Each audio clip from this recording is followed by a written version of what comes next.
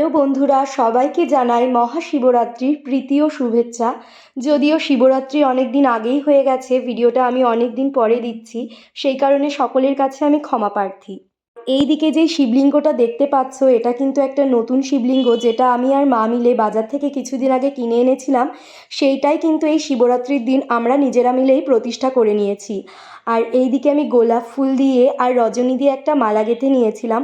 অবশ্য এইবার কিন্তু আমি শিবরাত্রিতে রাত্রি জাগরণ করতে পারিনি, কারণ পরের দিনই আমার শান্তিনিকেতন যাওয়ার ছিল অনেক ভোরের ট্রেনে। মহাদেবের যদি কৃপা বা আশীর্বাদ থাকে, অবশ্যই আমি পরের বার রাত্রি জাগরণ করে শিবরাত্রি করার চেষ্টা করব। তো এইদিকে আমাদের পুজো সম্পন্ন হয়ে গেছিলো। আর শিবরাত্রিতে কিন্তু মেন প্রসাদ হলো সাবু মাখা। তো সেটাই এইদিকে মা মেখে নিচ্ছিল। তো সন্ধ্যার দিকে আমার ভাইপোর পড়া ছিল, তাই আসতে পারিনি। তো সন্ধ্যায় ও এসে সন্ধ্যা আরতি করে নিল। এরকম ভিডিও দেখার জন্যে অবশ্যই আমার চ্যানেলটা সাবস্ক্রাইব করে আমার পাশে থেকো। বাই।